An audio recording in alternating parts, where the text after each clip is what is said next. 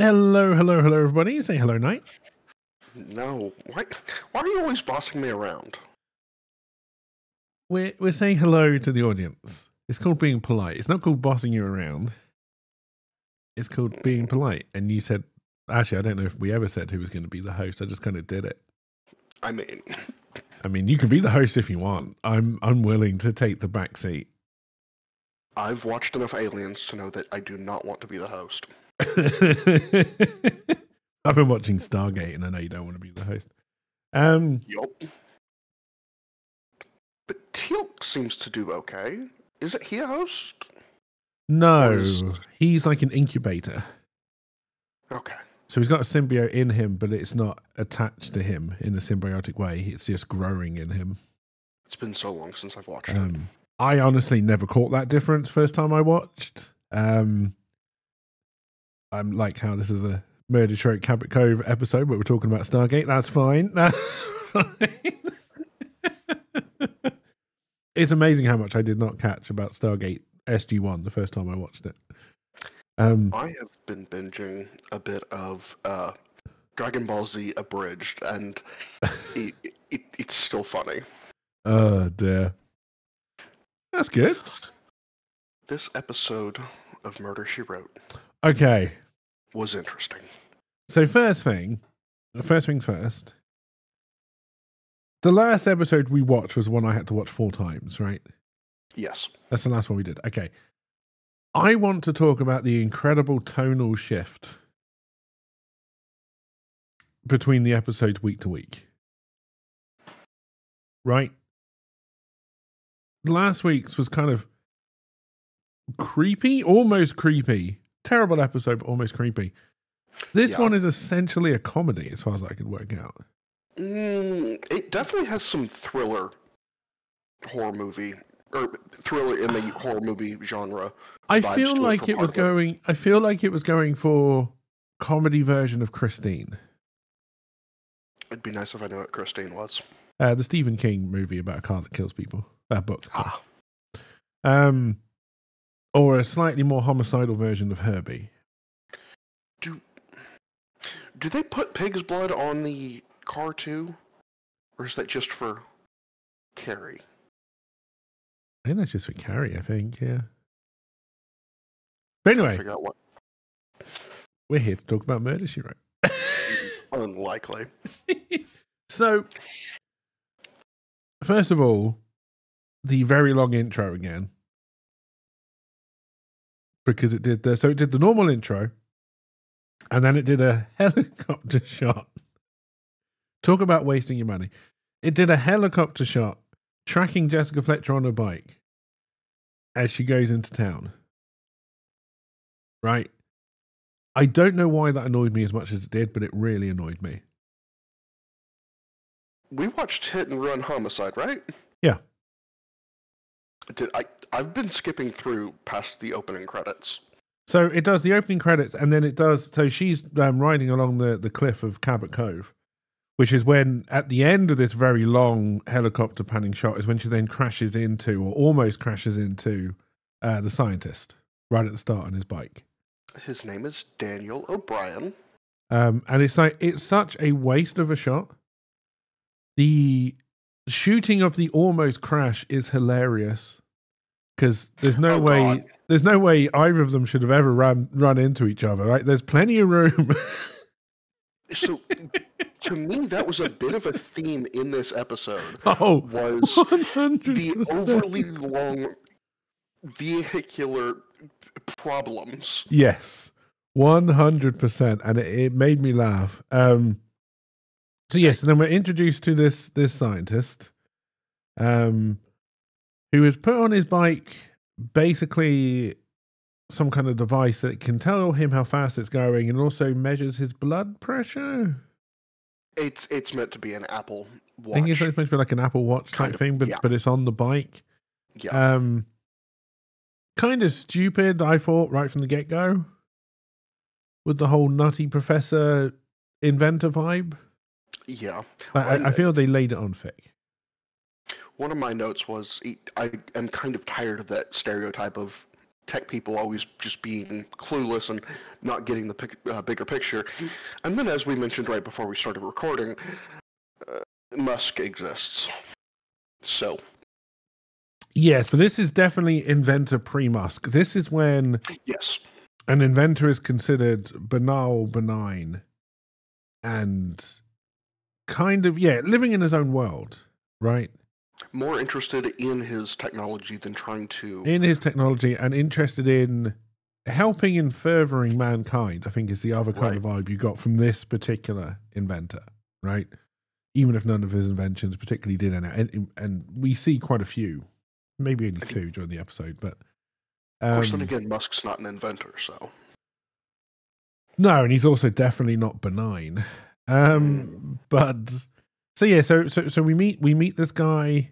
There's a very awkward conversation about the Founders Day parade. Yeah, and that it was like skipped a week or something. It was skipped because it was raining. What I did notice that's going to be relevant to us is the number. The city population was 3,560 people. Yes, so if we have the number of we can figure out the number of episodes, and we're going to figure out, roughly double the number of episodes left, or the amount of people we're going to have less in Cabot Cove by the end, because you've got your murders and your murderers who are going to jail. But in both of the episodes, not spoilers, in both of the episodes of Cabot Cove, both murderer and murderee have been imported, correct? Correct. So far... Every other episode is going to have just a murderer and murderee in Cabot Cove. Oh, dear. So, yes, we then go down to... To me, there was a lot of fluff around this episode. Like a lot of startup stuff. She's going to do a speech at the Founders Day thing. Yes. And tell the truth about... Yes. Where's the speech? Where's all that just... It's put up as a thing, but I guess it's just for the upcoming car accident. Yeah, it's purely the whole thing of the Founders Day parade. Now, I kind of liked it because it's adding some more lore to Cabot Cove, right, as a place and as a character, which I kind of liked. Cabot Cove has got this Founders Day. It was founded by a pirate, and then it turns out the pirate fought for the British during the Battle of the War of Independence. Right, I thought that was just completely pointless, but nice lore for Cabot Cove. Now, which War of Independence was it? Because Britain's had a whole lot of those. No, they meant the American War of Independence. They also called it the Revolutionary War. They did call it the Revolutionary War. Sorry, yes. We just call it the kerfuffle. The American kerfuffle. Yeah, because there's been one in about every nation. Yes. How many nations has England actually ruled at some point? I mean, hundreds. Most of the globe at one point. So, the sun never sets on the Danish Empire. Virus colonizing ways. But again, let's not get into politics, especially not right now. But yeah, so this whole kind of Founders Day parade thing is purely set up for this random guy is then almost run over by a runaway / remote control car. And they do a lot of camera work to make sure we know there is no one driving that car. I thought they did a shit job at that. It felt like so many of the angles, the windows were partially tinted. Yes, but that's because there probably was somebody driving the car at that point. But they tried so hard with those angles to convince us that there was nobody driving that car.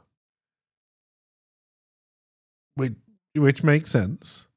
And I will also say, I will give credit, they did a very subtle clue, which most people would not have picked up on, but it's kind of wasted by when the actual murder happens, is they did show the other vehicle, which is the van, which is very important to this episode.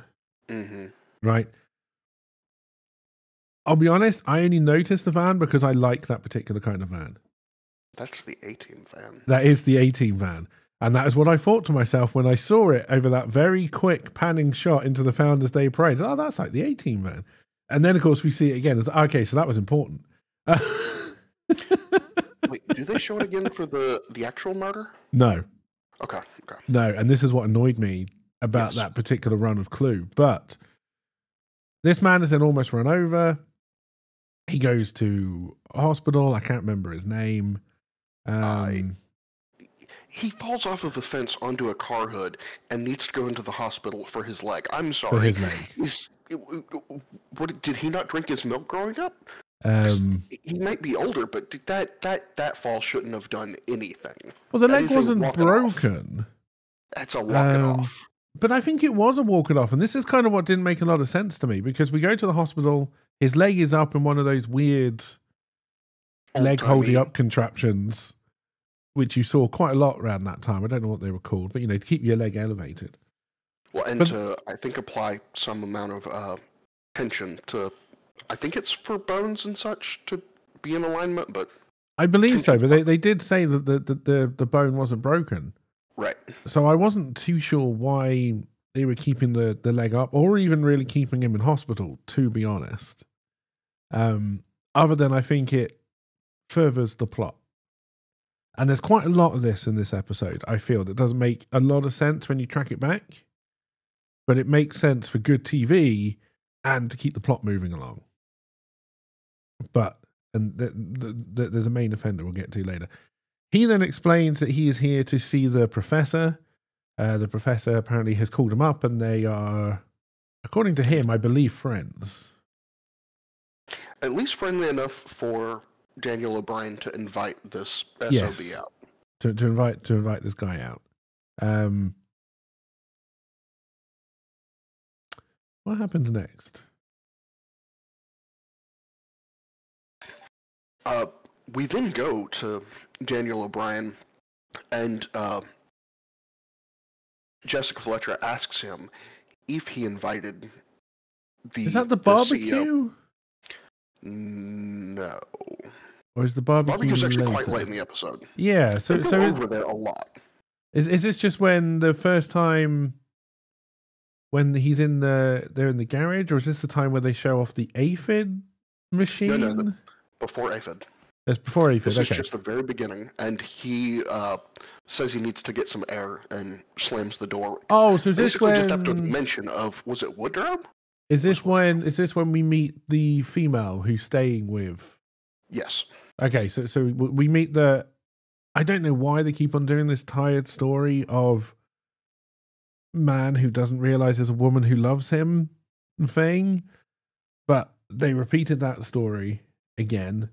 I don't know if they're doing it in a way to try and say, well, we did last time when there was a woman who loved a man. I don't know if it was like it tried to nudge you into thinking she might be the culprit, or if it's just sheer laziness on behalf of the writers. They just repeat this kind of stuff. I don't know. But it seemed weird once again. And convenient. So yes, this is when, this guy in hospital, apparently you phoned him and he's, oh no, I did. Do we also meet the nephew at this point in time? And this time, yes, it's not I one of believe Jessica's relatives. I believe this is where we meet the nephew and the fiance. Right? Because they're out in the garden. So, did you catch that she was going to Portland and from Portland? Yes. Did you catch that that's not Portland, Oregon? I had no idea what Portland they meant. I just know it was meant to be about 100 miles away.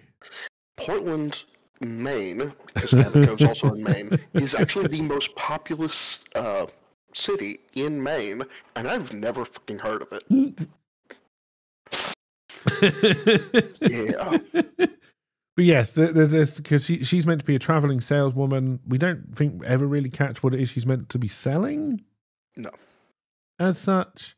There was also the very weird bit of being offered somebody else's car, but they didn't want to use it, which seemed the way the nephew responded to that request, like, do you want to borrow my car so you don't have to walk around or whatever it was, seemed very aggressive. And as if they were setting something up. And again, I don't know if that's their way of trying to leave breadcrumbs. That I didn't catch it. You're meant to try, but it seemed like a very aggressive no kind of answer. So then, then they must go off. So then we must cut to the scene where the other guy from Boston arrives. Yeah. Who's an absolute dick. Right. So he arrives by boat, which was interesting. And we learn in that conversation that it was his business partner, who was the guy in the hospital, who said he should come by boat. Right. Chartered boat. Yeah, which is very interesting. And again, another kind of, that's an interesting kind of moment. I don't think he was fully a dick for this, though, the business partner, because he's like, I need a cab, and I'm at the marina, and he only needs to go a mile or 2 miles, depending on which way he needs to go. Why doesn't someone just offer him a fucking ride? Like, he's a guy who's obviously shown up in the wrong place. This is a small town. Amos is doing fuck all. No, he was busy. He was fixing his nets. Yeah, fuck all. He was fixing his nets. He was doing his work. He had his time. He could have been fixing his nets instead of playing video games. I think that whole thing. But anyway, yeah. So I think what you're meant to get from that is that this guy is assuming Cabot Cove is just like a city, right? And he can just get off, get a cab. I think you're meant to get the idea that he's a little bit pretentious and think he's a little bit above Cabot Cove. Right. Yeah. And I think what you're meant to be getting is Ethan. Like Ethan is responding to that and saying, "Well, I'm really not going to help this guy." I think he could have fucking called at the train station and said, "Hey, I've got someone who needs a ride." Well, I was assuming there was a payphone nearby. The landlines were everywhere. Doesn't mean there was one nearby. He's down by the harbour. Doesn't mean there's a payphone there, especially if visitors only come in by the train station. You'd imagine that's where the payphones would be. There's a non-payphone landline somewhere around there. You would imagine so, because there's got to be like harbour shops, harbour offices. Like, yes. But net repair shops that you could have also used and not been a dick. But again, this is purely to set up. It's to further the episode. Right, because again, there's things that when you look at it, but it doesn't make a lot of sense. Honestly, you would have thought Ethan would have just said, "I'll give you a lift in my truck," because he seems like that kind of guy, like most of the time. But you've got to have this guy on foot, or else the next bit can't happen, and it doesn't work. And he has to be going towards the hospital, I think. Yes. Well, he doesn't have to be going to the hospital. He does have to be on but even that doesn't fully follow, because they make it obvious to have the car hit Woodley for his leg to be injured, and they want you to know it's that car. Yeah. Why did Woodley and Antler, the fiance, Leslie Antler and Charles Woodley, why wouldn't they actually make sure that the business partner was seen killed by the car as well, if they wanted to further push that it must be a self-driving car and therefore must be Daniel as the killer? Or do they want to disassociate? Daniel hates both of them. I don't know. Right? And again, this is the thing. Like, when you look back on this episode and try to pick the decisions apart, it really does not make a lot of sense. Like, I think he has to be going to the hospital. I don't know this, but I would imagine that the roadway from the harbour to the train station is probably full of people and houses. Yeah. Just based on how villages normally kind of grow. I also can't believe. Well, no, the hospitals are fairly often out in the middle of nowhere in these small kind of things, especially if they're trying to attract, like, be in the middle of different villages, right?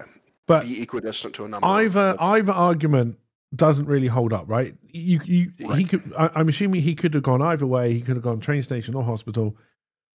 It seemed weird that it was only a mile, and it became so empty. Maybe this is right. Maybe this is how it looks in America. I don't know. So it looks like that, but it's.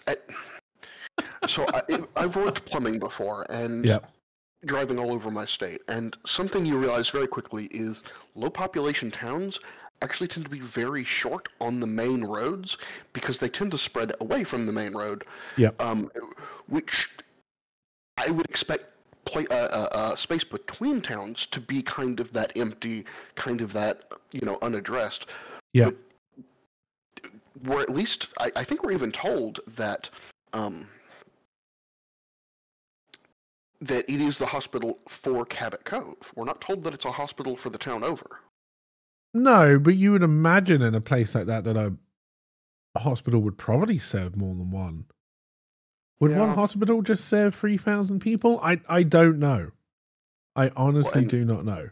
It being, if it's serving more than one town, why is it only a mile from? Yes. At least where I'm at, there's a lot of farming land, a lot of just owned land. So, but yeah, so he's walking along. No, he has to be going to the.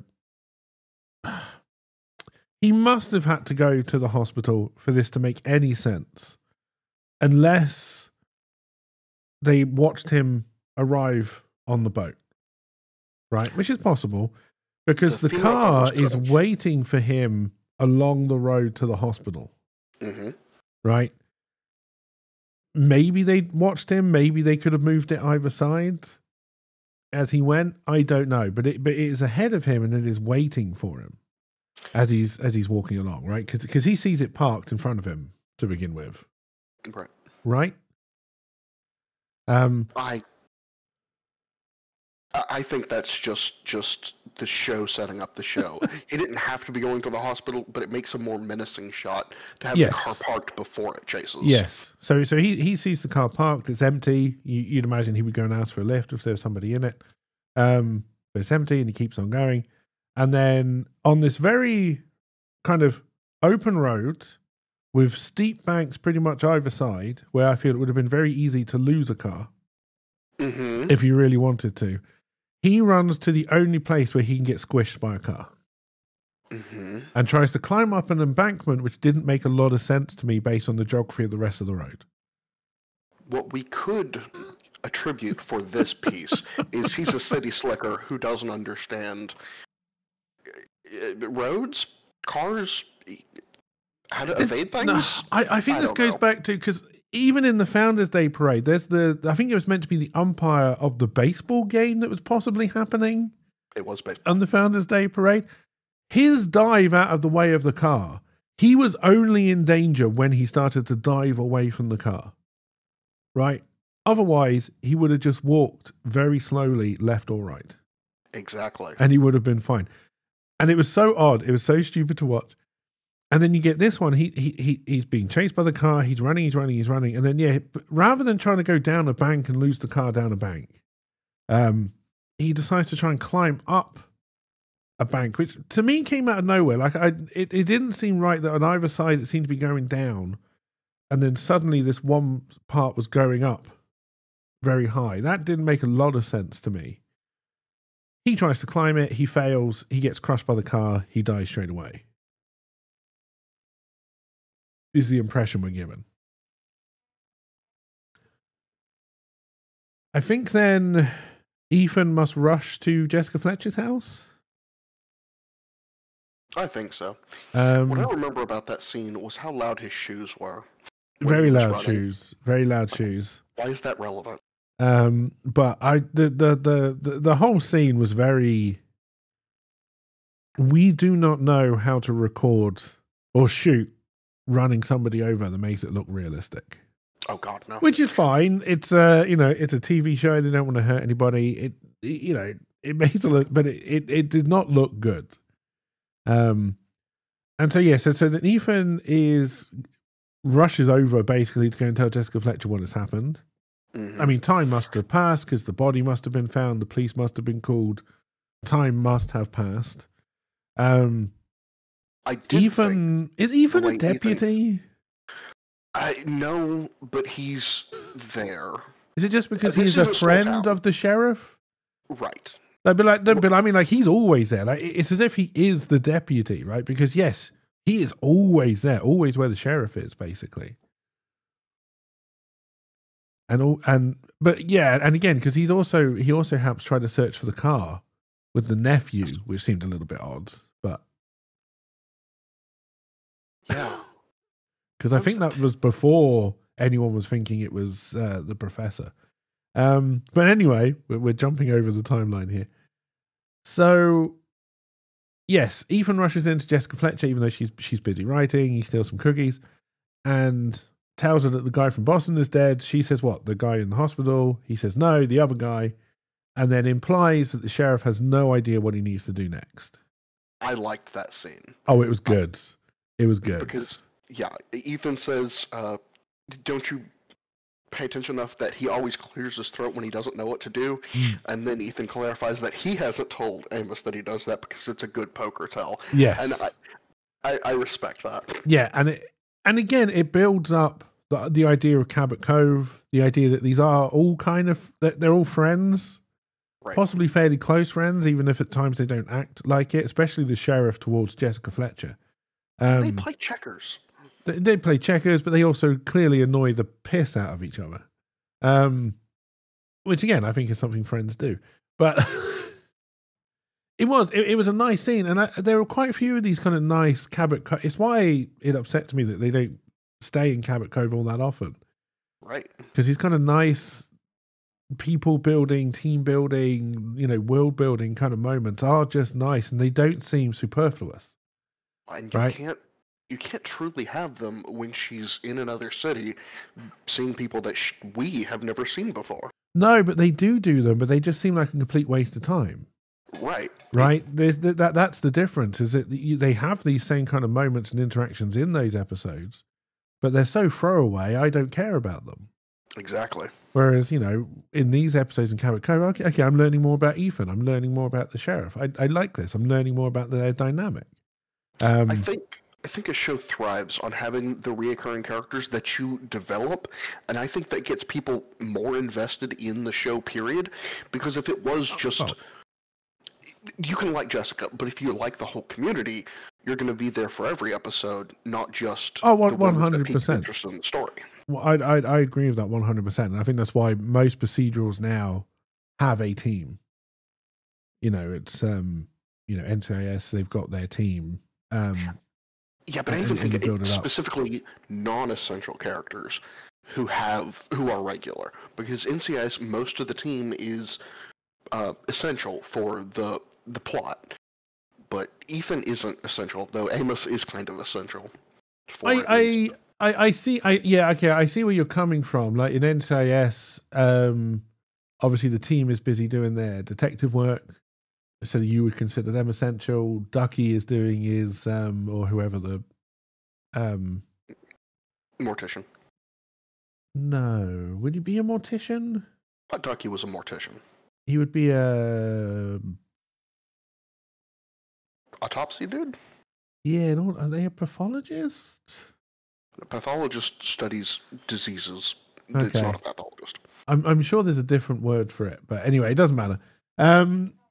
Mortician is good enough for any, and it's got nothing to do with Murder She Wrote. But yes, no, and I agree. And then of course they've all got the central characters will have some relationships outside, right? Personal relationships. Because again, I think people get attached to the personal side of things. Right? Right. You don't only want to see... Okay, so with Jessica Fletcher, it's different because solving murders isn't her job. But like with NCIS, okay, they do a good job, but they must do something outside of office hours as well, right? And we kind of want to see that as well. It's nice. Though one character that NCIS does really well on developing that's non-essential is his boat. Yes. Yeah, the boat was interesting. Well, and he literally builds it as the show goes. Yeah. Yeah, then when he leaves, he takes it with him. Yeah, it develops. It did. So then Jessica Fletcher bumps in to the sheriff in a way to not make it look like she's been asked to go down and see him, which I thought was interesting and telling, and a little bit of character development for both of them. Yeah, I did like that. It was a nice little interaction between the both of them, and she's definitely leading him, leading a horse to water, but not telling him what to do. Exactly. Well, Because and obviously he telling him happily what to do accepts doesn't it. work. Yes, and he accepts it because he's completely lost and he knows what's happening. And he doesn't have to admit that he doesn't know because of the way Yeah. she structures the questions in the comments. And then I can't remember where the sheriff goes after that, but I believe Jessica Fletcher is invited to go with him.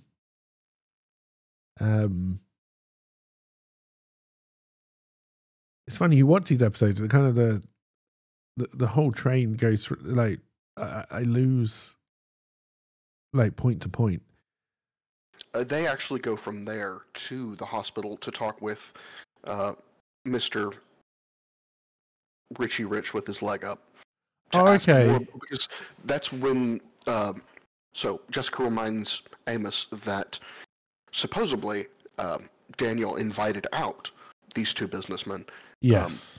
And so Amos actually learns that in this scene, and that's when they go to verify that the business person swears it was Daniel who called. Yes. To bring them out. And then actually from there, we then do go to almost immediately to the cookout with Ethan and the gang and the nephew. Yes. That cookout scene was a little bit weird as well, I thought. But mainly because of how horrible those burgers looked. Right? Like the driest, smallest beef burgers on the driest, over toasted buns. It looked like this was their 20th take on that shot, and they have been using the same burgers. They've been using those burgers, like, oh my god! And I didn't see any sauces or anything on the table. No, it just looked absolutely awful. It looked like he was supposed to be poking and prodding around them because he's, a little flustered with that scene, and they barely even move on the girl because I'm pretty sure they're burnt on. Oh, they're burnt on. Yes, they've got no life left in them whatsoever. They're basically coasters at this stage.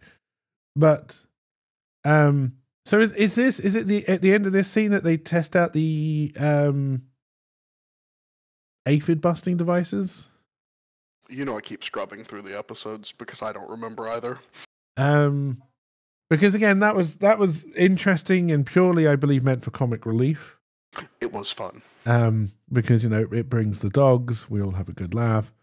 We have Jessica leave for some. Oh, then Jessica goes and gets the phone numbers. This annoyed the hell out of me.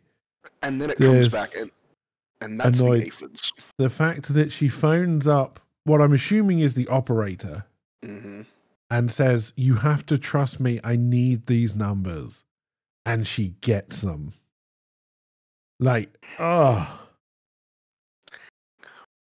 maybe that's just the modern day sensibilities in me, but I hate that. It's small town. It's Jessica has obviously made herself a trusted member of the community. It's still unacceptable. Yeah, still unacceptable. Like it shouldn't matter. That's the police should have asked for those, and got those. Or as we've already established, Jessica could have convinced Amos to give the call and request it. He would do it for this episode, and Amos is not knowing. He absolutely would have made that call and requested that information. Because this is before Jessica's pissed him off, right? Correct. Well, and Jessica only gets pissed after he's wasted his own time doing a hunt. That's right. So then, oh wait, hang on. Oh no, because they have an evening meal as well, don't they? There's a lot of sit-down meals in this episode. And not a whole lot of eating. Not a whole. Well, I wouldn't eat those burgers either. Right. So then, we work out there's been 2 phone calls from his house to Boston. One was, I think, to the nephew or someone. Yeah. Like I didn't quite get who she said that was for, like somebody's bank or something. And then the second one was to the guy who was in the hospital. And not just the guy in the hospital, his personal landline. So we now know, and Jessica Fletcher makes this clear, that somebody has called from that house doesn't necessarily mean it's the professor. And I do think we are far enough in this episode that it is abundantly clear, and also due to Jessica's, infallibility at being Yes. wrong for his innocent, Yes, we know Ethan's not it. we already know he's not it, unless, because they do then introduce a very interesting byline, which this is when it was confirmed to me who did it. But I think it's quite a lot later on in the episode when the fiance says you really need to get your uncle tested. But we got to go back, because the same scene where she goes back over to ask about the phone numbers is the aphid scene, and I love it. Yeah, the aphid scene. The aphid scene was absolutely brilliant. So he's got a new invention. It's these ultrasonic sound making devices that he's going to put next to his roses, and these are going to make the aphids basically just bugger off somewhere else. No longer his problem. Save his roses, and he turns them on. And then Jessica's like, "Are we meant to hear anything?" He's like, No. Brilliantly, they're ultrasonic. No, we don't have to hear anything. Yep, that's the beauty of it. And then suddenly you hear all these dogs barking in what I consider the kind of classic old Disney way of dogs barking. Like, I've never heard dogs do that kind of, I don't know how best to describe it, but I've never heard dogs. The standard dogs barking in the distance coming your way. Yes, but the Wilhelm scream. I've never heard that in my life. It's the Wilhelm scream. Right. And it's so odd that this is, and it was even more odd because you see all these dogs running and they're still making the noise as the dogs are kind of digging around the aphids and all this. Not one of those dogs is barking. Well, and when dogs hear a high-pitched thing like that, they bark because it hurts their ears. Yes. So they don't start investigating the plants. They'd start screaming at it to please shut the fuck up. No. Would they have come? Would they have come? I believe so. Would they not have run away? If I remember correctly, they actually would have come. Okay, because it's been a while since I've thought through on that, but because because I was wondering, because I know like with the no, I think they do come to the ultrasonic whistle, don't they? The dog whistle. Yeah. Yeah. Okay. Yeah. So no, it does make sense that they would come. Okay, so that's fair enough. But yes, it was a funny scene. What I loved is the dogs are there starting to ruin his flowers, right? Yes. He's realized this isn't going to work, that there is a fundamental flaw or a fundamental problem he didn't realize, yes. Which is fair. I can get him not getting it. But he doesn't turn it off. The dogs are now trying to ruin his plans. Yeah, he doesn't turn it off. He doesn't turn it off. None of them try to shoo the dogs away. No. Jessica Fletcher just makes her snide, "Oh, you have to do better" comment. It's like, I'd like to say, you make this bitch. One. Yes. Yeah. It's right? A creative idea, and it works perfectly for what he's seen. But you do is write fucking books, love. Yeah. Well, and solve murders. And solve the occasional murder and piss off. Yeah. But it was a generally funny scene, and I really enjoyed it. And then I think they're constantly trying to evolve the idea that the woman who was visiting the professor is profoundly in love with him. And would like that's just like a byline through the whole thing. And again, I wasn't sure if they were doing that to try and play off the last week's episode, or it was just coincidence, or it's just a story that they feel is important. I don't know. The most I could see would be a pushback to last episode as a red herring, as the world's least efforted red herring, because they did nothing else besides just she's attracted to him. Yes. Well, no, because they do play into it quite a lot, and there were some real moments of, I thought, almost genius in this episode. Sorry, one moment of almost genius in this episode, but we'll get to it. Where so they do the aphids thing. The guy's already murdered. So then this must be at the dinner afterwards where they talk about searching for the car? Is that what we cut to after that? We do cut to a dinner. I don't remember what this scene's about. I think it must be about searching for the car. Yes, it is. That is absolutely. So it's got to be the one. So it's Jessica Fletcher, Ethan and nephew and fiance? Yes. So they're having a dinner at what I suppose is Jessica Fletcher's house. And it's closer to a tea. Yeah, probably a tea dinner, yeah. So Ethan is moaning about the fact that he's wasted his whole day searching for this car. Because it's been decided that is the important clue. We need to find this car, see if it is driverless, and the whole case kind of relies on finding this car. And they spent 6 hours going around Cabot Cove, looking in all the places it could possibly be hidden. I did like the Amos was the one sending them around, and Yes. Amos was kind of just flying by the seat of his pants and his whims, and he honestly, it does seem like something he would do, and it's kind of funny to imagine. Oh, it was, and Ethan's response to it was funny as well. The whole he had his Ouija board out or something. Yeah. To kind of work out where it was. I don't know why the nephew was involved in the search for the car. So that seemed didn't have to have some other reoccurring character. Maybe that seemed odd to me. Because at this stage, I mean, I guess the professor is a potential suspect, but I don't feel like anyone is treating him as a potential suspect at that stage.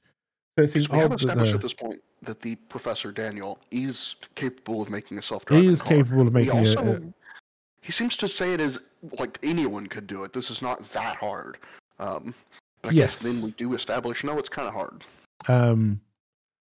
And then, he was saying you could go beyond the remote control car, and he thought you could do completely self-driving, right? Which I thought was hilarious. This is where I start to think of Elon Musk, and Tesla, but I think his name's President Musk. No, he's better than that because he's got none of the culpability. But everyone does answer to him instead of Trump. No, everyone answers to Trump, apart from Musk. But no, it's again, this isn't about politics. This is about murder, she wrote. Life is politics. Life isn't politics. People are listening to this to avoid politics and ignore politics. From here, I did like the comment she made that why didn't they check this old farm that's nearby? And it's weird that none of them, like even the nephew, didn't think to check there, because at some point, if I was the nephew, I'd be just checking weird spots that the other guys weren't checking. I can understand why the nephew wouldn't have checked there, because the nephew doesn't live there. Yeah, but they would. He's just down there. Devices. He's just down there for a holiday, right? Because he's introducing the fiance around. Yeah. Right? So I can understand, and this is why I didn't understand why the nephew was involved in the search at all. It didn't make sense to me that the sheriff wouldn't think to look at this old abandoned farm. Right. Ethan tries to give a very lame excuse that it's all overgrown, you couldn't hide anything there, which is like the worst excuse I think I've ever heard. Oh God, yes. Right? Well, and it's the perfect place to try and hide something if you have the time to clear it out ahead of time. But when we actually do make it there, it's not overgrown. I don't know what the hell they're talking about. Well, it couldn't be overgrown because you're hiding the car there. But this is where, when you start to track back, none of this makes any sense, right? Because how do two people who have no relation to Cabot Cove, and you assume no idea about it, know this is the perfect place to hide that car? How did they know that? How did they know to get the guy to come in on a charter boat so he had to walk wherever the hell he had to walk and not come in by train? Where did all this information come from? All Google this specialist Cabot Cove information come from? Like, you can only imagine that this means they have been working on this plan for years. You could pull it off in months. But again, it comes down to it's not even months. Right. Because we know how long they must have been working on this plan, because it comes down to they've just signed a new contract. Right. And that's when this all had to be, like, had to come about. But no, it seems so odd that they've got all this great, well-known Cabot Cove knowledge. Because I'm assuming he turned up on Founders Day, so there'd be enough people in the park to know, right, to cause the scene, which means he must have known it was rained off the week before. Even if they we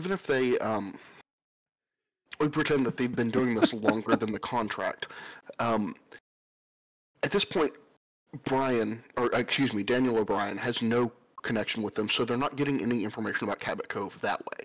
The only way they could get Cabot Cove information without being there would be through the fiancé, but they've only been together for like, what, a month is what it said? It was a month. It was a month because it was a whirlwind romance, which was another thing that went, okay, so there's something not right about this.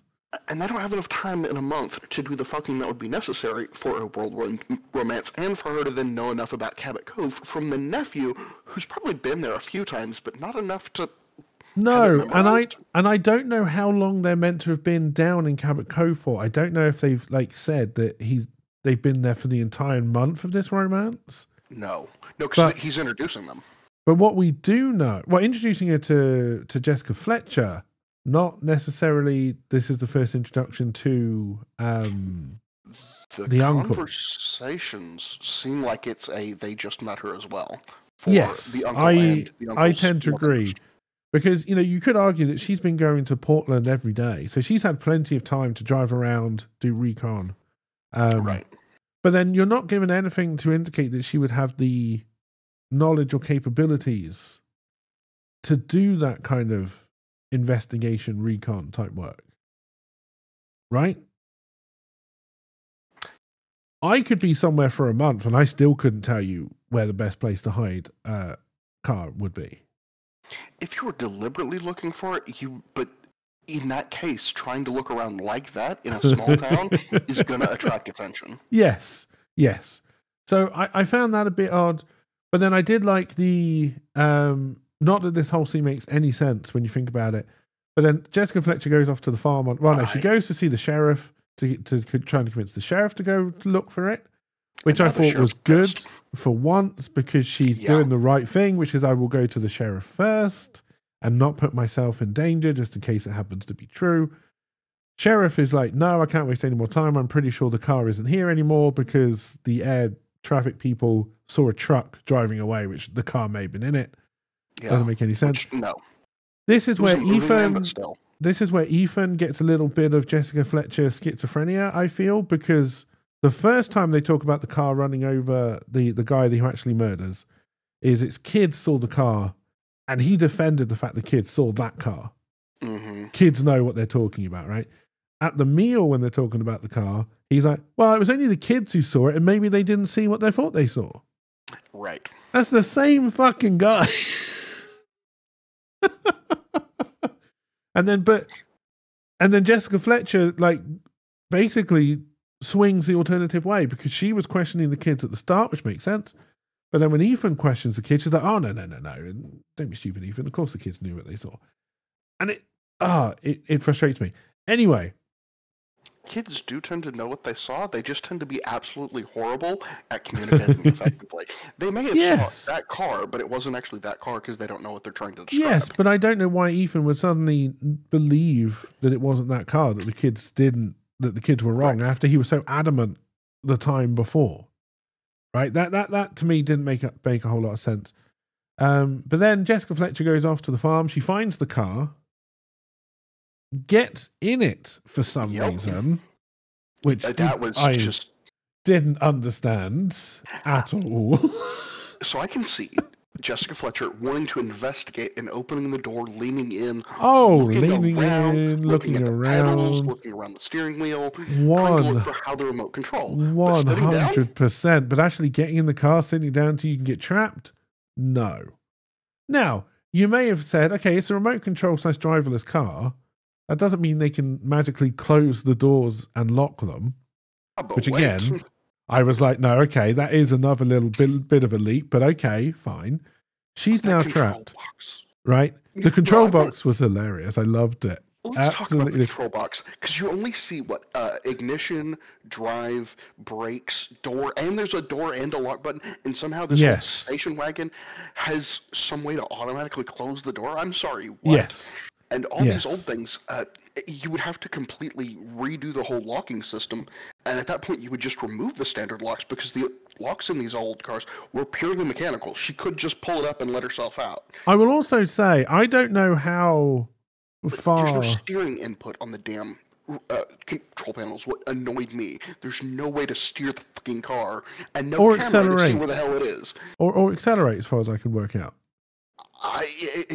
It only has full accelerate. There was brakes. Yeah, but it doesn't have full accelerate because we know that from the original attempt to kill the first guy. it must have speed control. Exactly. Except right? it's not shown. It is shown that but it's not on the box.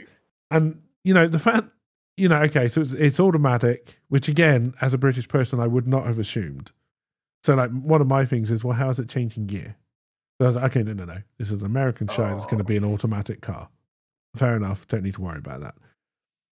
You would assume that there is a steering wheel, but I was surprised to see the brakes be a switch. Because if I hadn't seen the brakes, I would have thought, okay, we're seeing the control box, and then obviously just to the side, there must be steering wheel and brakes. There is actually a shift button I noticed on it. Or maybe, because this is where this whole scene makes no sense. Oh, and it's so long. No sense. So she's in the car, and off they go for a drive, right? Being chased by this van that some people may have remembered we saw before at the start, but I think for most people are going to go, that's weird, it's being chased by a van. What I liked about the chase scene was they kept putting in sounds of squealing tires as if they're flying down the motorway. Yes. And they're not. They are absolutely not flying anywhere. They're going about 5 miles an hour tops, I would guess. There's a few scenes where we do see some speed, but it's still not significant. Yes, but not the scenes where you see Jessica Fletcher in the car. Right. Right. So they go down this. You're kind of wondering what it is they're trying to do. Right, because they're going down these roads. They go down a huge coast road where you could drive off the coast at any second to get rid of Jessica Fletcher and the car. I didn't understand the point of driving her, one, at all, and two, how far they ended up doing it. It makes a funny scene. It gives you good TV. There's a car chase. Ethan gets involved. Where they drive past the fishing gentleman, and it's just weird. Yes, it's meant to be funny. Yes, but it's just weird. Ethan gets involved. Which was fun. It does highlight the van to us, but it also, and this is where I didn't get it, it also highlights the van to Ethan and Jessica Fletcher. Mm-hmm. Right? And then the justification they seem to give. So again, it goes to a lighthouse right at the end of a road. It's going down a dirt track, which you can clearly see has been driven down many times. So this wasn't the first take of this. And stops right at the end, and Jessica Fletcher is then led out of the car, and everything is fine. Right? So the whole scene loses all of its point. They try to justify it by saying, but on the back seat, we found these folders. Right, and all the folders have Daniel. And all the folders are all about the professor. Okay, but you would have found those folders with Jessica Fletcher just going back to the sheriff and saying, "I found the car." Right. I think it was to try and scare Jessica, but why? But why? To what end? If they had actually tried to kill her and something had gone wrong, right? Because if the plan was to try and destroy the car and get rid of Jessica Fletcher and this evidence in the back, which I think was either meant to implicate him, which I think was part of it, but also maybe to try and justify how they had the plans to make it. Although I think he finds the plans in his shed afterwards, so I don't think it is that. I think it's purely this is an implication that the professor did it for some reason. Right. But yeah, if the plan was to try and get rid of the car, Jessica Fletcher, and evidence by driving her off a cliff, but something went wrong, that scene would have made a lot more sense to me. Right. You know what I mean? Ethan manages to force it sideways and it just crashes, so it doesn't go off the edge of a cliff. Or even just with Ethan chasing, the signal gets corrupted. Yeah, Ethan crashed into the van, so then the van is left behind and the signal gets corrupted and, whatever. There are many ways I think they could have made that scene made a lot more sense and justified, whereas it really isn't. They could have just had Jessica go back to the sheriff, they found it. And then you're exactly in the same place story-wise. For how long it was kind of fun because of how it got to the point of absurd on how long the drive was. It was fun. It was fun. And, they did try to do the funny bits. And it was interesting to see Ethan trying to do what he did. And on the basis that they did a whole movie series based on a car that drives itself, I'm sure this would have been incredibly entertaining to watch. Right? Good point. At the time. But they could have just spent a little bit more time trying to justify why it happened. Because story-wise, it does not move you along at all. But you could have had it move you along story-wise and still have the scene in there. The only thing that it seems to move along story-wise is to give the audience the van, and I guess a bit Jessica and Ethan, but they don't... Why did they not talk about the van, Ethan and Jessica? They should have been like, there was this van chasing us. That well, obviously... we know Ethan sees the van because there's the camera shot. Right, because Jessica's not even driving. She would have a chance to look behind her. In fact, she does of course. when she's waving to the fishers. Of course she saw the van, but we know Ethan saw the van, right? Because there's the camera shot. So we as the audience are told that at least one of them saw the van. Not only did he have to overtake the van to get to Jessica Fletcher in the first place, but he also sees it parked by the lighthouse right at the end, right? So he knows that van is somehow involved. But yes, this is the point. It's to give you the van. It's an easy way to give Jessica Fletcher the van and for the files on the back to be found, right? But it makes no sense that the criminals would do that. Well, and they could have given the audience the van with showing it in the chase scene of the business partner who dies. This is what annoyed me because I actually went back and watched because she makes a point as they're wrapping the whole thing up that the van, she saw the van at the Founders Day Parade. Right. And I was like, yes, I remember seeing it at the Founders Day Parade. I remember that. And then I was like, we then see the scene where it looks like you have to be fairly close to the car in question with the remote control. It seems to have very short range. Right? Because the van had to be at the Founders Day Parade Park to get it to run over the first guy. And then it was chasing Jessica Fletcher very far behind. Now, part of that would be because so you could see the road and dodge the traffic, blah, blah, blah, blah. But it would seem to indicate the range is very low. So when I went to watch back, I said, okay, do I see the van in the background when the murder happens? Right? Which is, yes, that is when they should have given the audience the van, and they didn't. And it occurs to me that in the first rundown, the van is parked, right? Yes. But the guy comes running from how far away? Because in the end, we're told that he was running for a long time and the car was slowly following him. That is true. That is true. And yes, the van was parked there. So it wasn't chasing at that time. So, which again begs another question. Do they even steer the van or is it just on and off? Because the professor does say that the cars do come with a system, basically a sensor system. Because because his design had it so that you couldn't harm the car. They had not self-defense, but like self-protection or something. Right? Anti-crash feature. Right, that is noticed. And he does also say that you program in the course. Right? Yeah. So, if that's the case, why is the van chasing Jessica Fletcher anyway? The question is, all of those become relevant when you have to just take that they didn't use his full plan, that they altered his design to some extent, or just didn't but again, when you this is what I mean. When you start to peel it back, right? So you raise the question of, well, if it's parked at the Founders Day Parade, right? So they clearly can't see where the car is, you would imagine.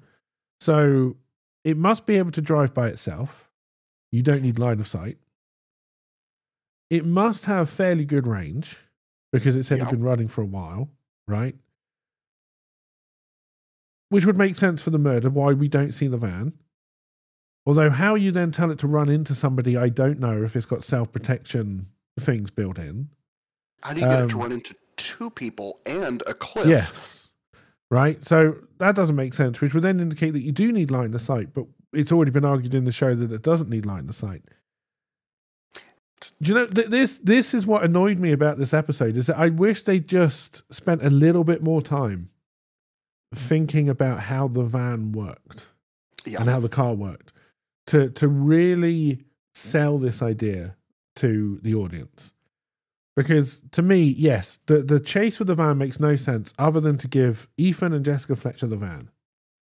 And then to further the plot, to make the sheriff think that it could be the professor, which then brings us on to the we want to try and get him committed sub-story. Right. Right, which is very important because this then highlights the only people who are going to benefit from this. And again, it's Murder, She Wrote. They really do give you the clues piecemeal for you to try and put it together. But the one thing I really, really, really liked is, so they have that meal where Jessica Fletcher discusses where the car may be, right? And we know there's only a certain amount of people at that meal. She is then chased after finding the car, which makes you think it must have been one of those people at that meal. Right? Because why else would anybody think about it? So you're down to basically Jessica Fletcher, Ethan, the nephew. You're not going to do any of those, even though it's not Jessica Fletcher's nephew, or the fiance. Right? So the only two real viable suspects left in your mind at that point are the nephew and the fiance. Right? They then go to the professors afterwards, and then she asks the question, "Did you tell anybody about my theory?" And he says, "Yes. I told the professor and I told the woman who's visiting." Love interest. Right? So then suddenly your potential pool of suspects has opened up again. Like, by the end of that drive scene, most people are probably convinced it's the nephew and the fiance probably working together. They may not know why, but those are the only two suspects that make sense if you've been following the episode with that kind of mindset. To that then be questioned afterwards, I thought was a stroke of genius. It's putting in a little seed of doubt into something that's already making a lot of sense. And I enjoyed that. Right? That to me shows that this show can be clever if it wants. So when it does these kind of things where does the van need to be? Do you need line of sight? Why didn't I see the van when it ran over the people? Why did they do that whole chasing with Jessica in the car? Because it makes no sense. It only gives Jessica more information, and that's the last thing you want to do. It makes those scenes seem even more annoying. Yeah. It feels like there's a smart person writing part of the show and then an idiot trying to make more money. It's like, no, we need a long car chase because people liked the show about this, so it's going to be great. Dear. Put this here, make it long, and then they run out of time to actually do maybe productive things.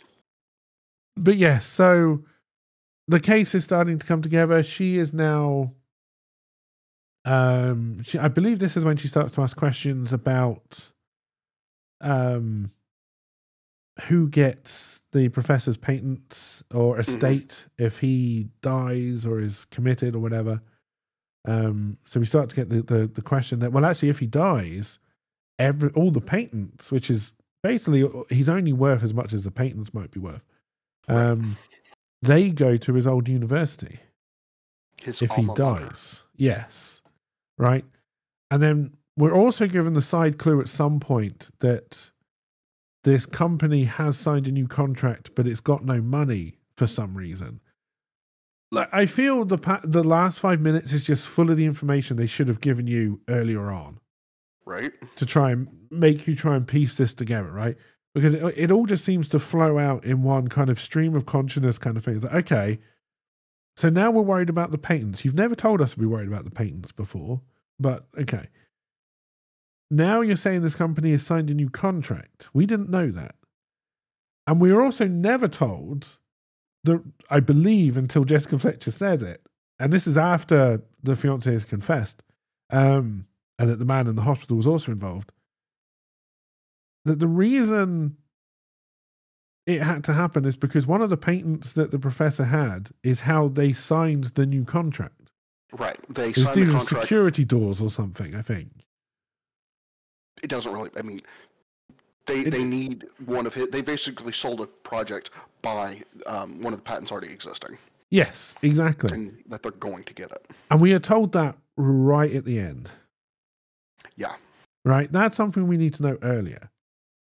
If you're trying to do a decent mystery, right? And they could have done that with like a phone call to the hospital with the CEO. Because they do spend a decent amount of time with that CEO. We could have learned that in any of those scenes. We could. I think the trouble is, though, is that the CEO is never shown unless he's with the sheriff or Jessica Fletcher, right? He's never shown with a confidant. Right, but you don't have to have him with the confidant. It can be, as we've had it in previous episodes, she's coming in while he's finishing up a phone call. Yes. And they overhear a portion of it. There could have been something like that. Something which not only alerts Jessica Fletcher to this possibility, but also us, if we're paying attention. Exactly. Right? So when it's finally revealed, I'd got the idea that it was the fiancé. I liked the whole... Well, one of the clues is that the nephew drives Jessica Fletcher home because her bike tire goes flat. Mm-hmm. And he needs to pull in for petrol, and he only gets £7 worth of petrol. Right? It was lost on me if that was meant to be a lot or not, based on the time this took place and the price of American fuel. Right? I had no idea with that $7 mark whether they'd filled up a lot or whether they'd hardly filled up. They could have indicated that in the conversation of, well, that's all you needed. They could have done. But then they did go a little bit, that one step further where she pretends to have something in her eye so she can get a tissue from the glove box so she can look at the rental form. Not that it was ever told to us that this was a rental car. Yes. I just thought that was his car that he'd driven down from wherever they came from. To put a whole bicycle into the back of a two-seater rental car. Assuming you got the scratch insurance, yeah. But then she looks at the mileage on the form. She also then apparently looks at the mileage on the car, but we don't really see that. Which we don't see. But we get the idea that she's starting to question the mileage. Which at then... that point, I thought it was like mileage for the van, because we didn't see it for that car. And I think it had the girl's name on it. I don't know where the van came into. I don't know where this van came from. I especially do not know where they found the van to park it at the setup. And how is the setup so... Ethan's good at what he does. Yes. He's not a tech genius. How the hell is he controlling the self-driving car? Because of the video game.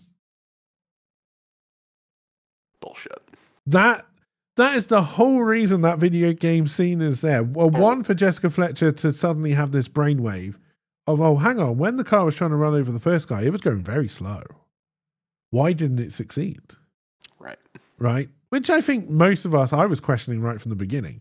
But again, I wasn't sure if that was just bad filming. Yes, yeah. Right. But I was still questioning it. And then, yeah, it's to give the idea that Ethan can control an electronic car. Everything about the game scene annoyed me greatly. The game scene was hilarious. The fact that the shop owner is complaining that she's put this arcade machine in and it's the kids who are there constantly.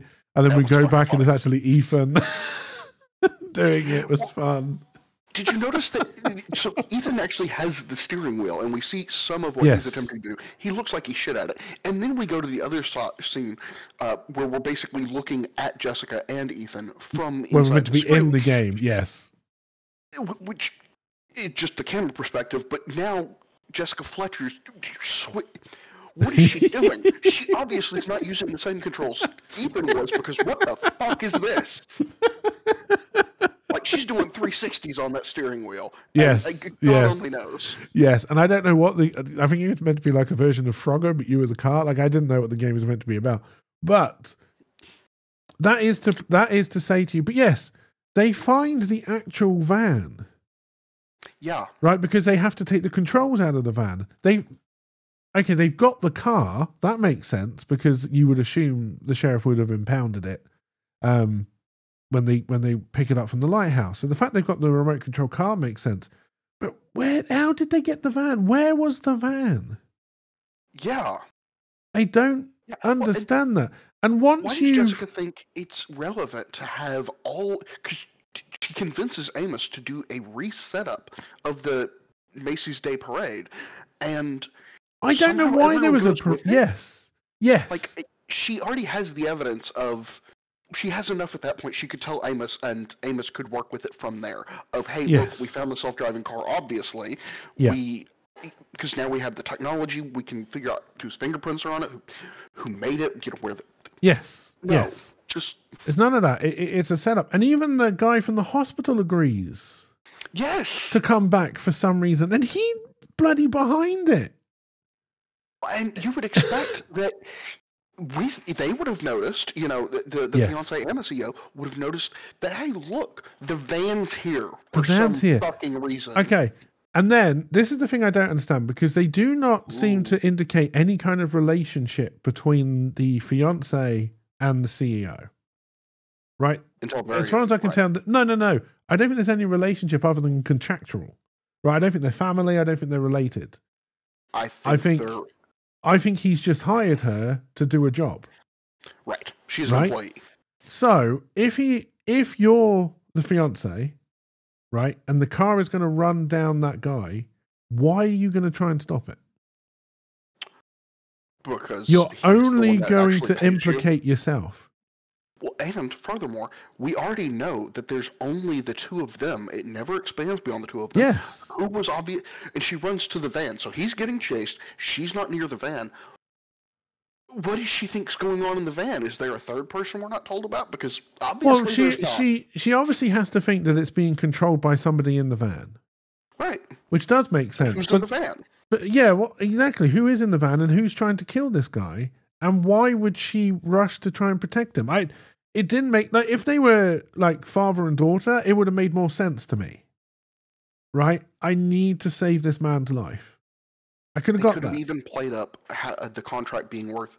They said something. If they focused more on the contract and how she could have been integral to actually getting the contract, and it was going to be, worth a ton of money to both of them. But, there was no reason why, because she wouldn't have done this out in the goodness of her heart, because she's already killed one guy. Right. Right? So it's not I can't murder someone complex thing. She's not in love with the nephew, we assume. There's no real closure there. Oh, God, no. Right? But, yeah, I don't know. The whole thing, in general, I enjoyed the episode. Yes. Right? I thought it was funny. I loved the Cabot Cove and kind of growing that community up. I enjoyed that very much. I enjoyed the stupidity of a remote control car. And I'm glad they're willing to take those kind of risks. And again, this is still season 1. Right. Right? And they're willing to do remote control car already. This isn't we've run out of ideas. This is we want to tell this story. Right? Whether it's because Christine had just come out or Herbie was popular, I don't know. But for whatever reason, they wanted to tell this story. And I liked it. And like I said, there was a little bit of flash of genius where they constricted your suspect pool, but then opened it up again very cleverly to you would start to question yourself. But then at the same time, and there seems to be the fatal flaw with Murder, She Wrote. Maybe it's the fatal flaw with murderers in general. This is how they get caught. I don't know. Is that when you start to pick back certain decisions people have made, they don't make any fucking sense. Knight Rider, the TV show, was 1982. So this was still, and it was on until 86. So yeah, it's close enough that maybe it was just that, but yeah, it could have. I would imagine I enjoyed it. I enjoyed this episode. It was a fun episode. Even if the crime again doesn't make a lot of sense, right? The reasoning behind it, at least this time, made sense. You have to try and prove this guy is crazy because he has to get committed, or else we don't get the patents. The nephew's got to get control of the patents, and she's got to marry the nephew, so she's in control of the nephew. But just think of how nefarious that is. But how much would you have to pay someone for them to not only be willing to commit murder, but also marry someone? And I don't know how long because you've got to keep making the things. You've got to keep a hold of the patent. So yeah. So well, I mean, I guess you just have to convince the nephew to sell the patent to the company for a shitload of cash, and then you can abandon ship. But they just mentioned that he controls the patents, and she controls them. Then she would control him. Yeah. So it sounded like they were going to be together forever, even though it was all like, that was insanely nefarious. So yeah, I understood I understood why the guy in the hospital killing the business partner just seemed a little bit of a stretch to do both at the same time. But again, it's to try. There has to be a murder to be pinned on the professor. If they're already going so far as to try and convince people that Daniel O'Brien's insane, they're already far enough out that having one more person know what's going on, because the business partner would have known, and murder don't seem off the table. Those two actually make it, to me, seem very realistic to try and get rid of him in the same stroke. I guess. He's a liability. He's going to take money from both of them, and now he's going to end up knowing what happened. Oh, yeah, he's going to put it all together. Yeah, but no, there was so much. Yeah, that doesn't make a lot of sense when you start to pick it back. But watching the episode, I very much enjoyed it. Oh, yes. Like, I didn't have a problem with it. Okay, the science seemed a little bit far-fetched, especially when we know now people can't do driverless cars very well. The fact that they thought it would work that well back then just seems ridiculous to me. The cheapness of the props was hilarious. I loved the one he had on the bike. Oh, Which just had a little digital LED readout saying 22, and then LEDs in a cross formation. I didn't. In a big black box. I was like, what is that meant to do? And apparently that's showing you your blood pressure. The radar that spins in his office for God knows how long is also the radar and the fact that all of his machines are attached to the light switch. Right. He turns off the light switch and they all turn off. The radar seems to keep going. Which I argue it's slowing down. It's already so fucking slow. I argue it was slowing down. I think it did turn off. That's what I thought too, but it kept spinning for way longer than I thought was reasonable for something turning off with a light switch. Yes, because normally with a radar dish like that, it's motorized and it's not freewheeling by itself. So as soon as you turn it off, it's just going to stop. Right? You might get another quarter turn just based on momentum. Yes. And the engine having trouble slowing the thing down to a stop. But no, I think because that was obviously just an incredibly light radar dish, it could probably just be moved by the wind by itself. But I think it was meant to be showing to turn off. I liked how boring the ultrasonic poles were. It was just... It was amazing. I loved it. Like, it was like every time they went into that guy's lab, I was like, this is what Doc Brown's lab would have looked like if Back to the Future was a TV show. Yes. Just this insanely lackluster. One thing that actually bugged me was them. I'm relatively good, honestly, with geography. Not great, but relatively good. I thought the whole point of her mentioning that she's from Portland was to try and do the sultry temptress from the Pacific Northwest. That she was going to be manipulating him as the hippie from another section of the country. And to then learn that, oh no, this is actually a city in... It was just to give her a reason to disappear for vast amounts of time. Right, which should have just been some other town, not Portland, because I think most people would think Portland, Oregon, which would make you think that she's, at least in the beginning of the episode when they mention it, obviously, with the whirlwind romance and the being from Portland, Oregon, that being a social commentary would make sense for a show like this. And therefore, having it be Portland just does, to me, is a poor choice. But no. Yeah, apart from the final resolution, I very much enjoyed this episode. Like, I knew where it was going. I knew the guy in the hospital, and I knew the fiance must be behind it. I'd never figured out why, because they didn't tell us. I didn't figure out the CEO, but I did figure out the fiance. I kind of liked the closing shot, even if it was fun, with her running down to the car and finding nothing in it, and then the switch over to Ethan. It was fun. Oh, the explanation was... It was fun, and then the fact that the CEO was saying, don't say anything, and she's like, well, I'm not going down. If I'm going down, I'm taking you with me. Because again, it put into words, one of my main problems with Murder, She Wrote is that, yes, they had nothing at that point. Yeah. Both of those people could have walked away from that, no problem whatsoever. Well, also kind of at that point, they kind of had him, but they also kind of didn't fully have him. So... Well, they definitely didn't have the CEO because he was just being chased by a car again, right? Yeah. So why did he open his fat fucking mouth? There's no reason to think that he was in any way involved. Of course he's going to run away from a remote control car. Who wouldn't run away from a car that's chasing them down? Right? And then, okay, her going to the van is it's leading. Yeah. But it's not going to get you anywhere else. And her, pitiful story of, well, I was going to drive the van to basically knock the car out of the way. That was a little funny. You could sell that. No, you could sell that as a defense, even when her second thing was, well, I didn't go for the closer car because I thought this one was bigger and would do, would work better. You could sell that in a court of law. Maybe, but she also waits so damn long to do it, and there's hundreds of other people. That is, well, there's plenty of other that is people another question. way.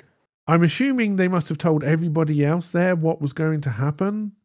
Yeah, because nobody seemed to react to try and help the poor guy. And then like, how did they find the van? Yeah, how did they know that you could take? I mean, the remote control, I'm then assuming, isn't attached to the van in any way because they just put it into Ethan's truck. Right. So, well, it's not even like in Ethan's truck. Ethan's just holding it while he's holding it out the window. Yeah. So, at best, it's getting power from the car's engine. It's hooked up to maybe, a jumper cable like things. Jumper cable through the cigarette lighter socket or something. If those were invented back then. But they do manage to make it look like it's installed in the van in the scenes we do see from they inside do, the which van. makes more sense, especially because the thing with Ethan at the end definitely proves there is no steering wheel attached Correct. to that car, so the car is driving itself somehow. Knight Rider. What do you do? Program in just using the switches? Kill the CEO somehow? Yeah. Like, but anyway, we can put that down to a limited budget, right? But yeah, the resolution I just thought didn't really make a lot of sense. And then coupled with so many times where, again, they just seem to fill time. Like, again, that long shot of Jessica Fletcher riding in at the very beginning. Mm-hmm. You could have put some, a little bit of more case building there, put in some more clues if you'd use that time better. The chase scene did not scene did not need to be that long or even exist. If you'd put the van in the murder scene. I think how you then lead Jessica Fletcher to the van, I don't know. Because the only way she learns about the van is because she's chased by it. I think they wanted the chase scene. I'm going to say that the chase scene had I think they definitely wanted the chase scene. But they could have done that chase, like I say, they could have done that chase scene in a much better way. Yes. And then I think you have to decide, if you're going to do that chase scene, what you're trying to do as the murderer is kill Jessica Fletcher. But you fail. Right, because they accomplish nothing with trying to scare her. They accomplish nothing. She's not she doesn't seem to be hot on the trail enough to try and scare her to stop. No. So If all you're trying to do is deliver the car and the paperwork, you've already done it as soon as Jessica Fletcher finds the car. Yeah. Right? Your job has been achieved. So the fact that they do the chase scene, it doesn't make any sense.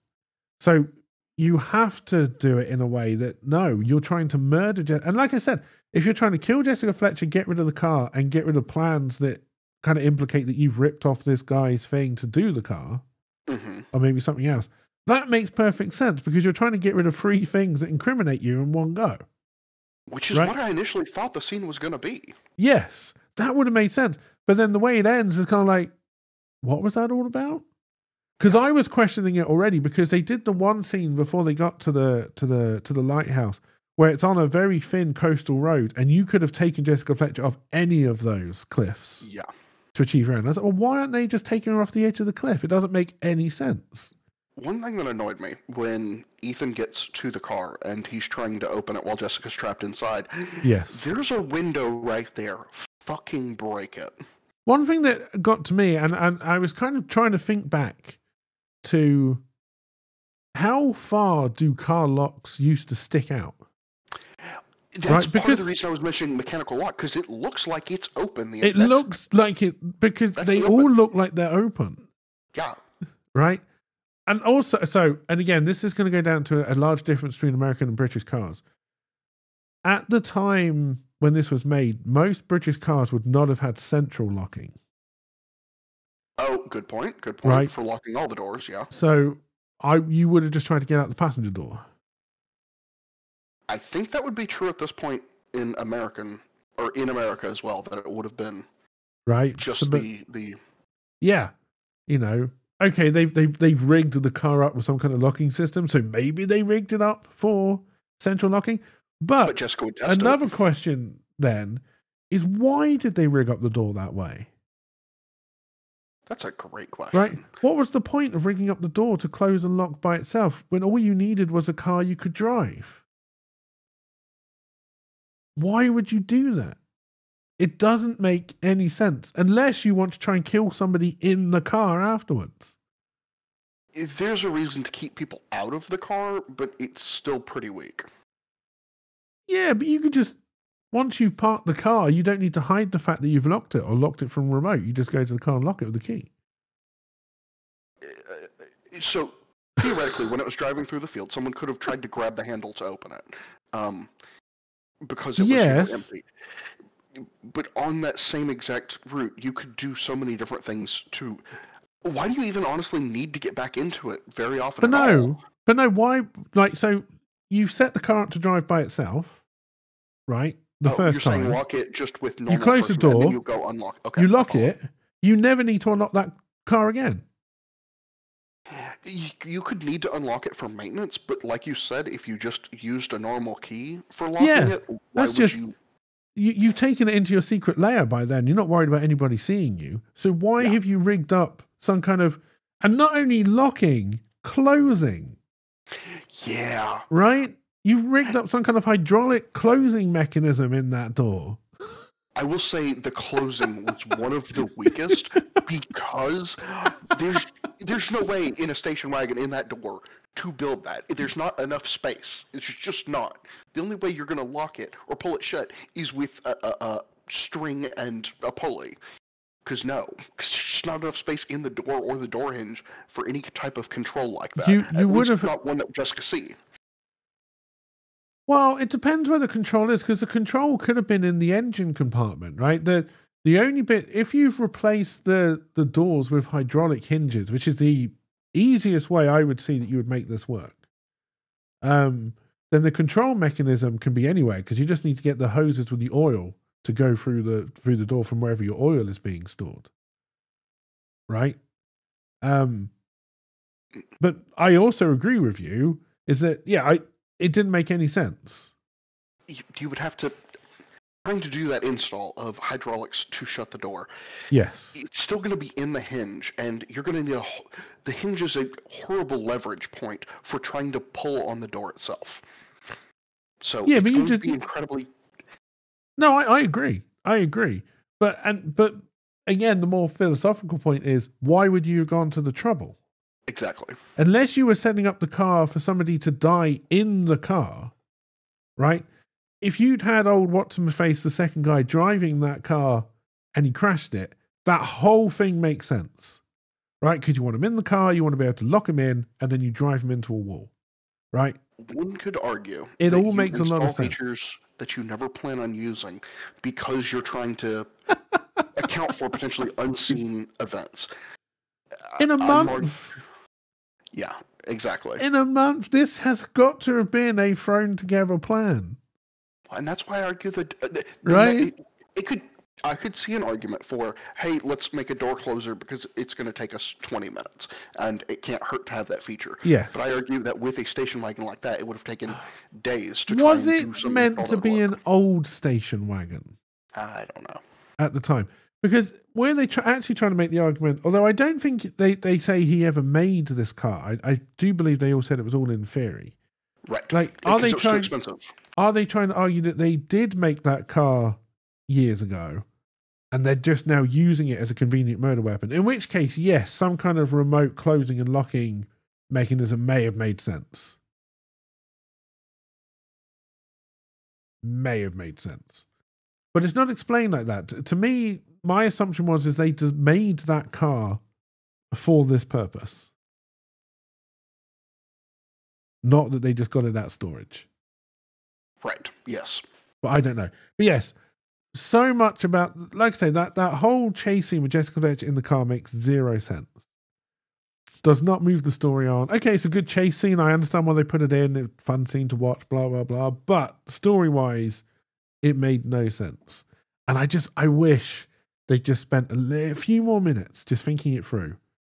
Going, okay, how do I sell this scene that it actually makes sense that the murderer has gone to this? We have to sell that it's a mistake because it gives Jessica Fletcher more clues. So it has to be a plan that fails. But from what we're shown, scaring Jessica Fletcher and driving her to a lighthouse and then letting her out afterwards, because they are the ones who opened the door, was the plan all along. So what was the point? Well, if you're trying to scare her, why would you have to drive even that far? If you can prove that you can lock the doors and shut the doors and lock them with her inside, you could drive around for 2 minutes and the person's going to be terrified because they're now trapped in a car they cannot control.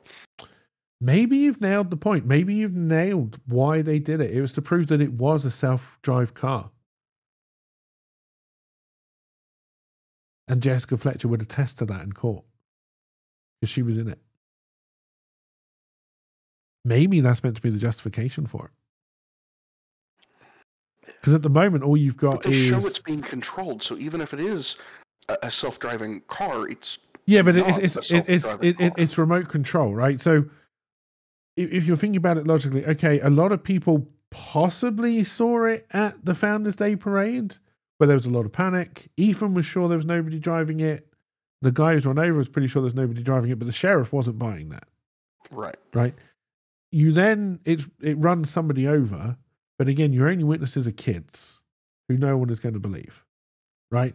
So you could argue that if you're taking this to court or through the police system, legal system, you're still going to argue, most people are still going to argue that no, it was not a driverless car, right? So maybe they think by locking Jessica Fletcher in it and driving her along, it proves to her that no, it is a driverless / remote control car. Is that to try and further implicate Daniel? Because maybe that doesn't work because Daniel doesn't have motive with Jessica. Even if you're trying to label him as crazy. No. Well, again, you could kind of use that to be that maybe he was going to kill her during one of his schizophrenic episodes, but then realizes it's Jessica in the car and stops and changes his mind. They do not sell that in the episode. But no, I'm wondering if you've hit the nail on the head that maybe they, at this point, until Jessica Fletcher is taken for the joyride, no one would actually believe it's a driverless car. Whereas, of course, from my point of view, I was sold it was a driverless car from the first scene. And I never doubted that that was part of the problem. So when they put Jessica Fletcher in the car, the only reason I can see for the culprit to do it is to get rid of her. But you could... I don't know. Like I said, that whole chase scene to me didn't make a lick of sense. All it does is allow Jessica Fletcher to find the van and make that connection. That's all it does. That's all it achieves. So from a culprit point of view, find the van. She just sees the van. We still haven't figured out how she finds it. No, later. But that's what I mean. Like she sees Ethan sees the van and probably tells her about the van. So she's found that the van is an important part of the equation. Whereas if she's never chased, if all she does is find the car and they take it in on the back of a police truck, right? They never see the van. No, she's never going to think there's a van or a remote control station somewhere. But you did say if they were to take the car in, you would be able to prove that it was. Of course you could. Yes. Yes, Or you would be imagine they would controlled. take that apart and they would find it's got these weird components. They would get people in, and they would work out that it was self-drivable. Yes, I agree. I was just honestly trying to think was of any surprised when- reason why they would have put Jessica Fletcher in the car and taken her for a joyride.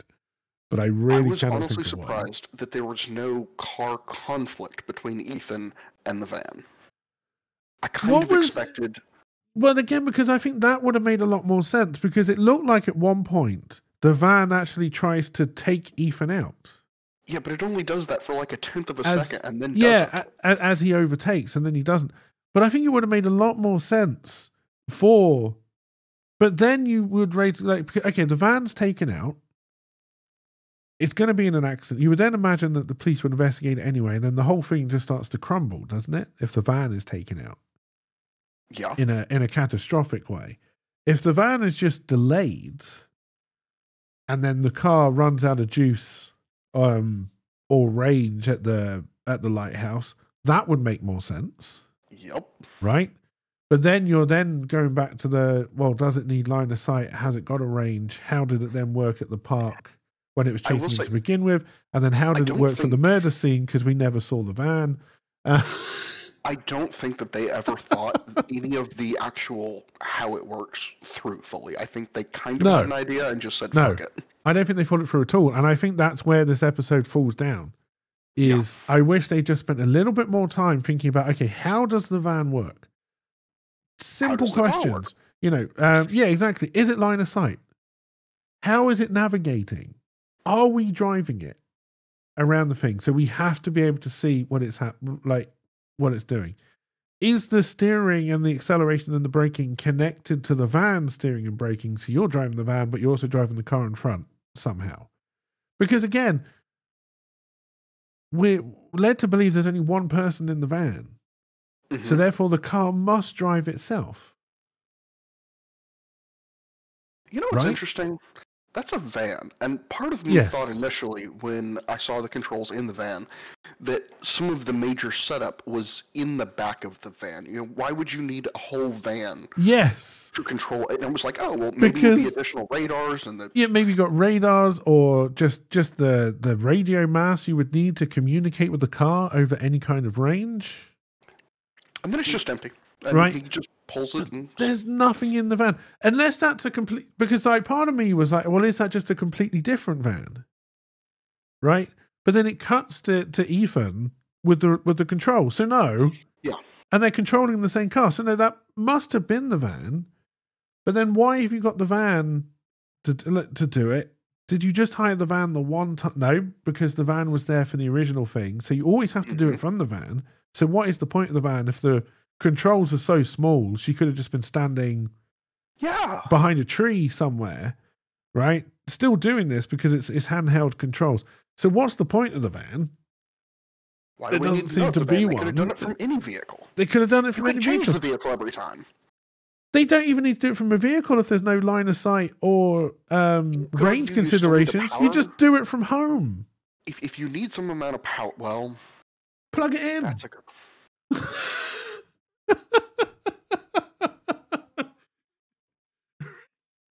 And this is what annoyed me about this episode, because when I started going down the rabbit hole of all of these questions, none of it made sense. And I know that's not the point of Murder, She Wrote.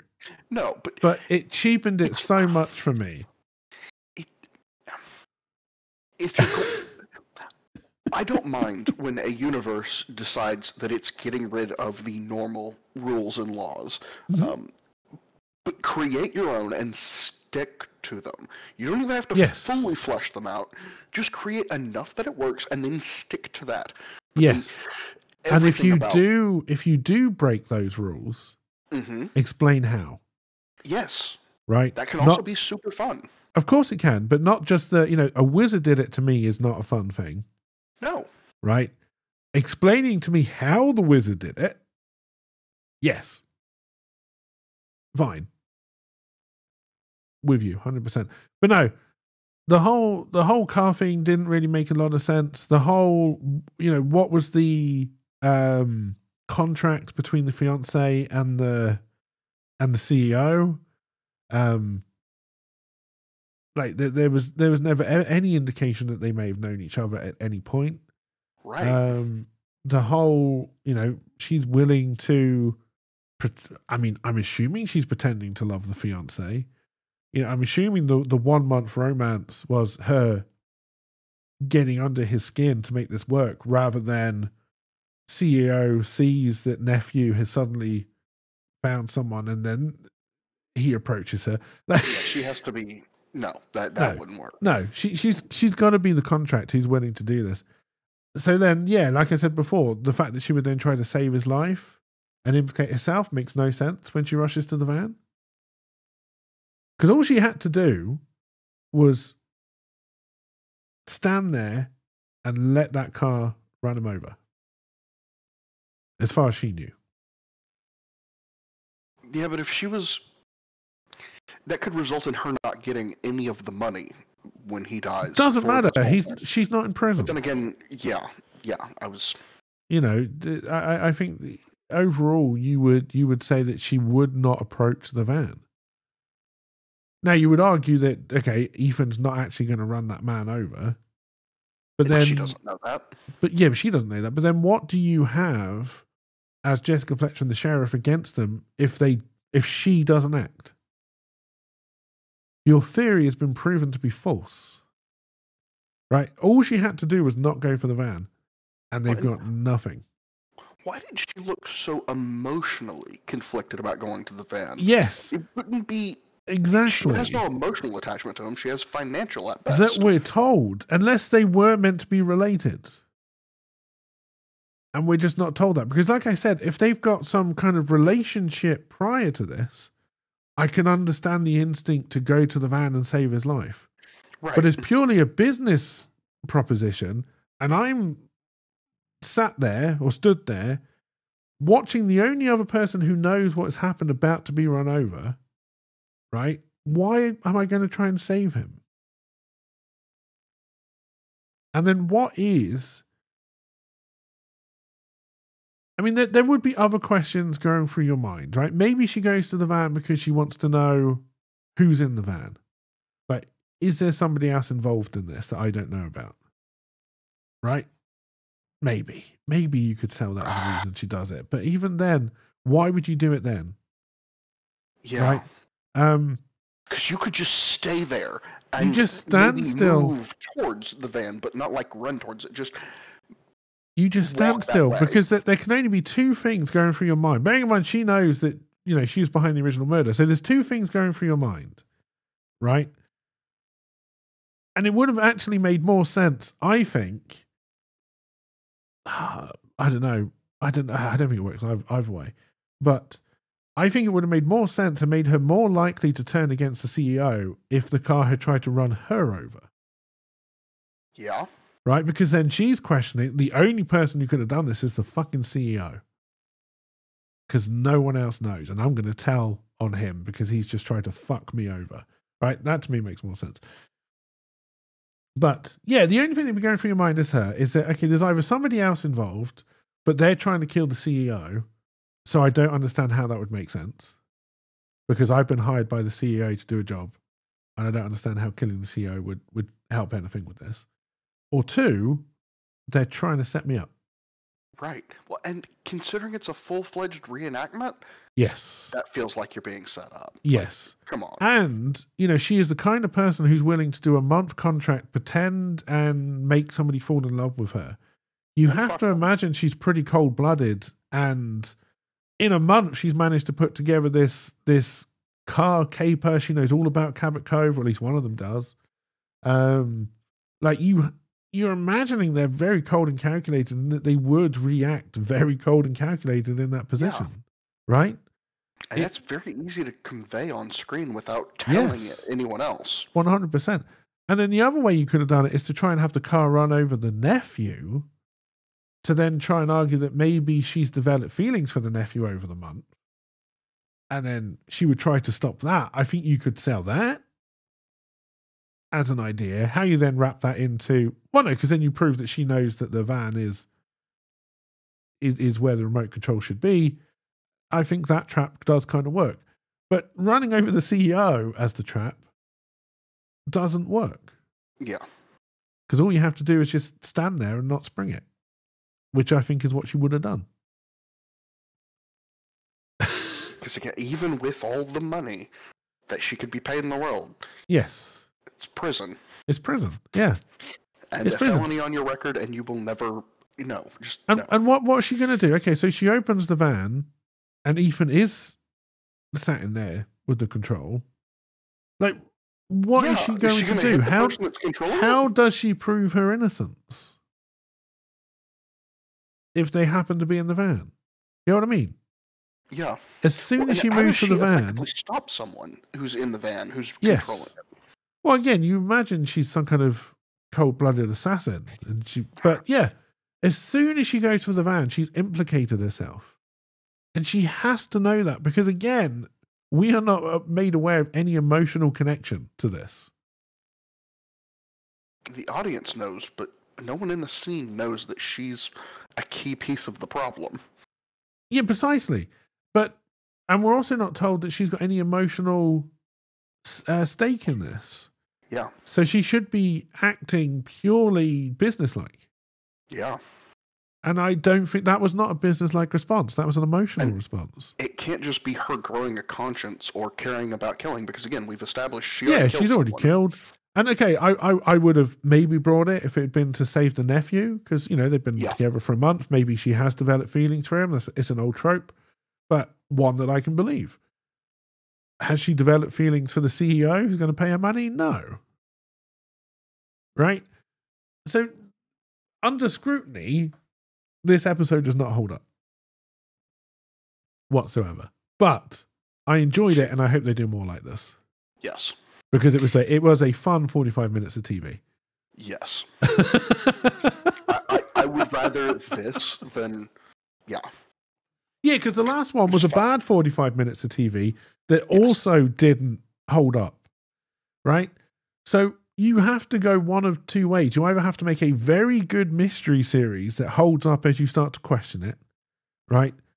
Or you make a bit of fun. Yeah. And I hope they go down, we're just going to make it a bit of fun. And maybe occasionally, because with the opening up the subject pool afterwards, that was a very clever thing to do, right? So I'm hoping they do both.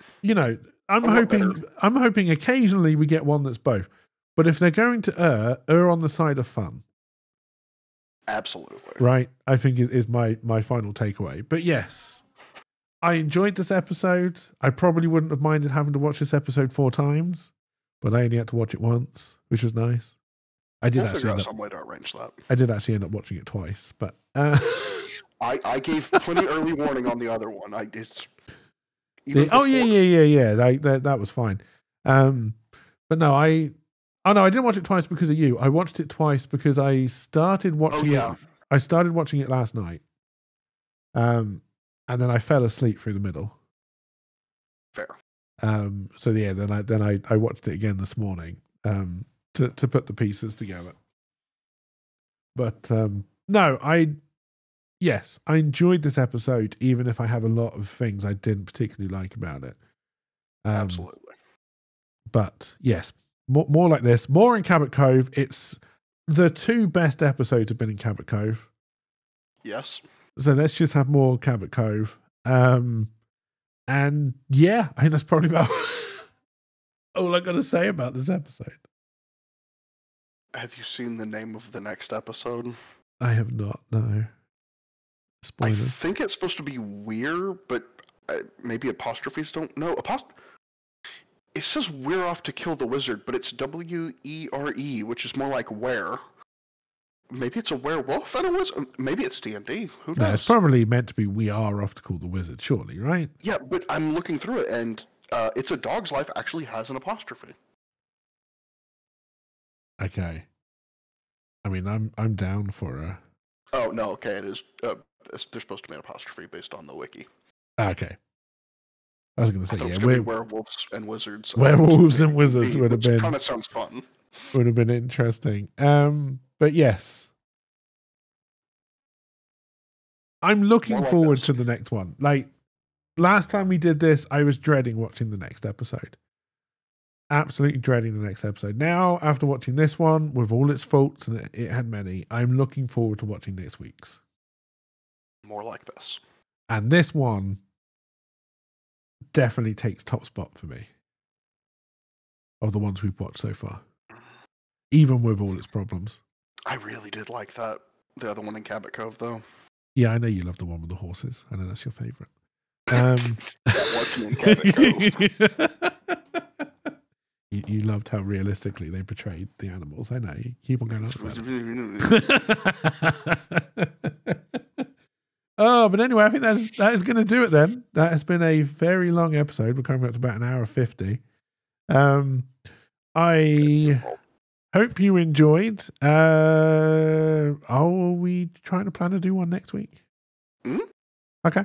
Hopefully we'll be back next week. Until then, it's goodbye for me, and it's a goodbye for Nightbringer. If he wants, I'm not controlling him. I'm not ordering him to do anything.